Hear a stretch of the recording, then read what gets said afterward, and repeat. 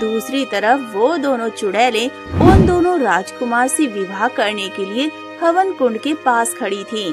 बौना राजकुमार और चूहा भी अपना रास्ता तय करके गुफा के पास पहुंचने वाले थे।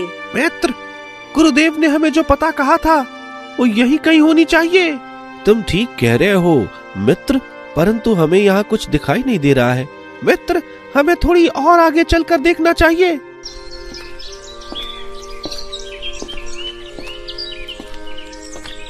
और फिर वो दोनों जैसे ही आगे बढ़ते हैं तब उन्हें एक बहुत बड़ी पत्थर की दीवार दिखाई देती है, जिसकी दूसरी तरफ आग का धुआं उठ रहा था।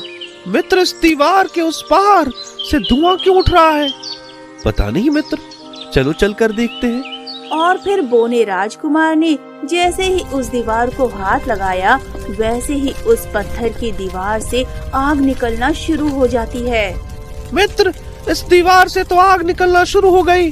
हो ना हो वो दोनों चुड़ैल यहीं होंगी।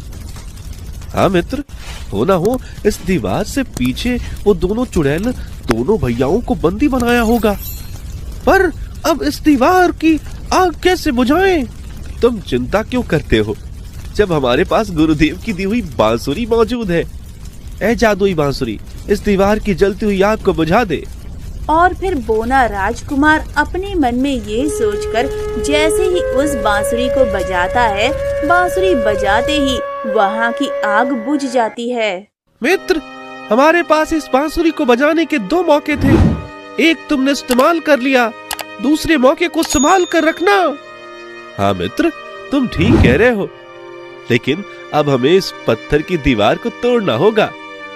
नहीं मित्र, हमारे पास उतना समय नहीं है जो इस दीवार को तोड़कर आगे बढ़ सके। तो फिर हम क्या करें? हम बांसुरी का इस्तेमाल भी नहीं कर सकते। तभी चूहे को उस दीवार के नीचे एक छोटा सा बिल दिखाई देता है। मित्र, मुझे एक बिल दिखाई दे रहा है। मैं उस बिल से इस दीवार के उस पार जाकर देखता हूँ।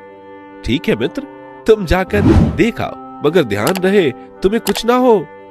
और वो उस बिल में जाकर दीवार के उस पार जाकर देखता है